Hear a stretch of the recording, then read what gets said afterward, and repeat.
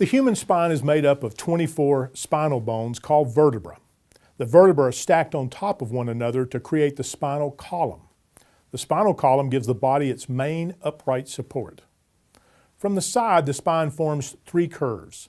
The neck, called the cervical spine, curves slightly inward. The mid-back, or thoracic spine, curves outward. The outward curve of the thoracic spine is called kyphosis. The low back, also called the lumbar spine, curves slightly inward. An inward curve of the spine is called lordosis. The lumbar spine is made up of the lower 5 vertebrae. Doctors often refer to these vertebrae as L1 to L5. The lowest vertebra of the lumbar spine, L5, connects to the top of the sacrum, a triangular bone at the base of the spine that fits between the two pelvic bones. There is a joint on each side of the sacrum that connects the sacrum to the pelvis. This joint is called the sacroiliac or SI joint. Each vertebra is formed by a round block of bone called a vertebral body. The lumbar vertebral bodies are taller and bulkier compared to the rest of the spine. This is partly because the lumbar spine has to withstand pressure from the body weight and from daily actions like lifting, carrying, and twisting. A bony ring attaches to the back of each vertebral body. When the vertebrae are stacked on top of one another, these rings form a hollow tube called the spinal canal. This bony tube surrounds the spinal cord as it passes through the spine. Just as the skull protects the brain, the bones of the spinal column protect the spinal cord.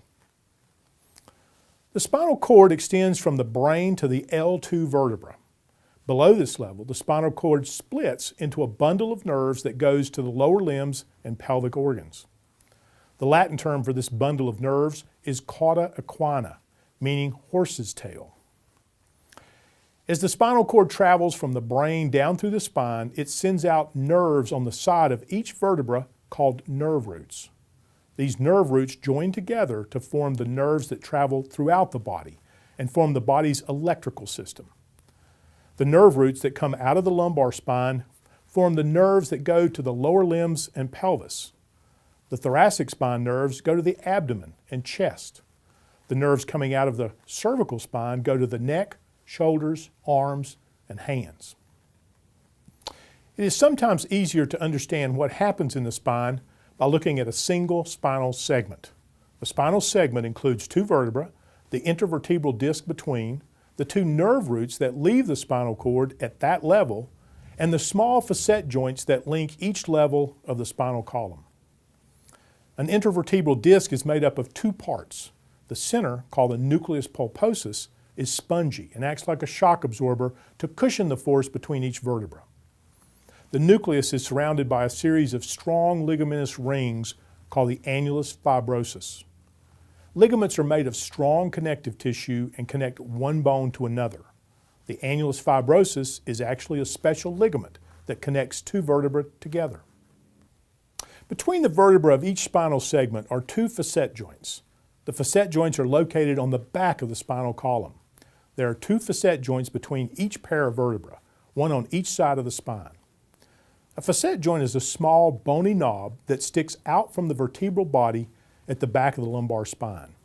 Where these knobs meet, they form a synovial joint that connects the 2 vertebrae. The facet joints of the lumbar spine move together in a sliding motion as you bend forward and backward. The surfaces of the facet joints are covered by articular cartilage. Articular cartilage is a smooth, rubbery material that covers the ends of most joints. It allows the bone ends to move against each other smoothly without friction. 2 spinal nerve roots exit the sides of each spinal segment, one on the left and one on the right. As the nerves leave the spinal cord, they pass through a small bony tunnel on each side of the vertebra called a neural foramen. The lumbar spine is supported by a complex set of ligaments and muscles. The ligaments are arranged in layers and run in multiple directions where they connect the bones of the lumbar spine to the sacrum and pelvis. The muscles of the low back are also arranged in layers. Those closest to the surface are covered by a thick tissue called fascia. The middle layer runs up and down over the lower ribs, chest, and low back. They blend in the lumbar spine to form a thick tendon that binds the bones of the low back pelvis, and sacrum. The deepest layer of muscles runs along the back surface of the spine.